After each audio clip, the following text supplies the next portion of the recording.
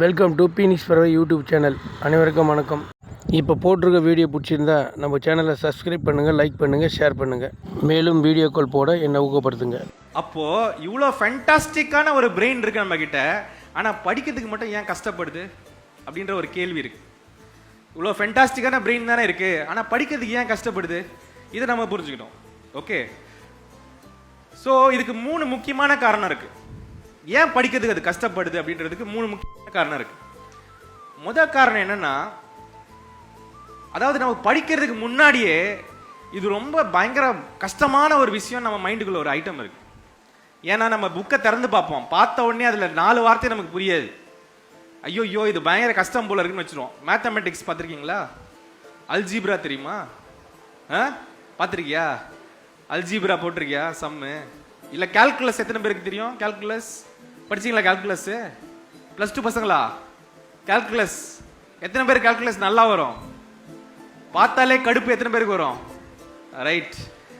ஏன்னா இது பார்க்கும்போதே இது கஷ்டம்ன்றது நம்ம மைண்டுக்குள்ள முன்னாடியே இருக்கும். அதனால நம்ம படிக்க போகும்போதே நம்ம ரிலக்டண்டா போறோம். ரிலக்டன்ட்னா பிடிக்காம தான் போறோம்.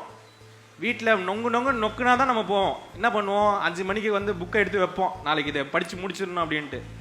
அப்படி எடுத்து வச்ச உடனே திடீர்னு மனசு எங்கேயோ ஒரு இடத்துல போவோம். சரி, இந்த ஒரே ஒரு 2 ரீலை மட்டும் பார்த்துட்டு வந்துடுவோம் அப்படின்ட்டு அப்படி வச்சுட்டு அப்படி போவோம். அப்படி 2 ரீலை பார்த்த உடனே ஞாபகம் வரும், சரி புக் வந்துருச்சு படிக்கணும்னு சொல்லி மறுபடியும் போய் உட்காருவோம். உட்கார்ந்த உடனே லைட்டாக பசி எடுக்கிற மாதிரி இருக்கும், பசிக்கிற மாதிரி இருக்கும். சரி, அம்மா ஏதாவது வச்சிருப்பாங்க போல இருக்கு, சாப்பிட்டு வேணா வந்து படிப்போமே அப்படின்னு போய் அம்மாட்ட கேட்போம், சாப்பாடு எதுனா இருக்காமான்னு. சரி, அவங்களும் போடுவாங்க, சாப்பிடுவாங்க.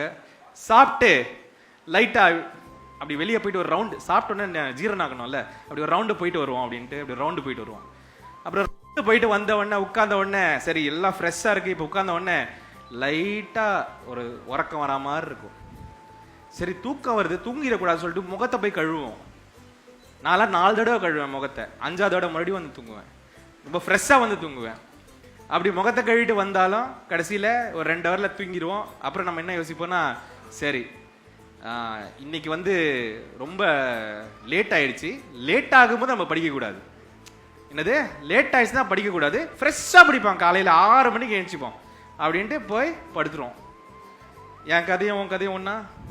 கரெக்டா? அப்போ என்ன பண்ணுவோம்? நாளைக்கு காலையில் 6 மணிக்கு எழுந்துக்கவே மாட்டோம்.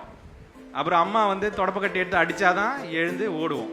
அப்புறம் அதுக்குள்ளே ஸ்கூல் வந்துடும், ஓடிடுவோம், ஸ்கூலுக்கு போயிடுவோம். அன்றைக்கி முடிஞ்சது கதை. இப்போது இதில் என்ன நான் என்ன சொல்ல விரும்புகிறேன்னா, அந்த படிக்கும் போதே நமக்கு வந்து அது ரொம்ப ரொம்ப கஷ்டமான ஒரு விஷயம்னு தோன்றது ஒன்று. ஓகே, நம்ம படிக்கிற மெத்தடே அவுடேட்டடு. இந்த மாதிரி உட்கார்ந்து ரொம்ப அப்படியே ஒரு ப்ரிப்பரேஷனே இல்லாமல் உட்கார்றதே ஒரு அவுடேட்டட் மெத்தட். இப்போ இந்த அவுடேட்டட் மெத்தடை நீ ஃபாலோ பண்ணிகிட்டே இருந்தேன்னா உனக்கு கஷ்டமாக தான் இருக்கும்.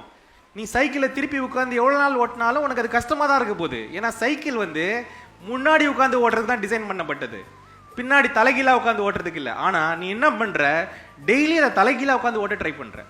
அப்போ உனக்கு கஷ்டமாக இருக்குமா இருக்காதா? இப்போ அந்த டெக்னிக்கே அவுடேட்டடு.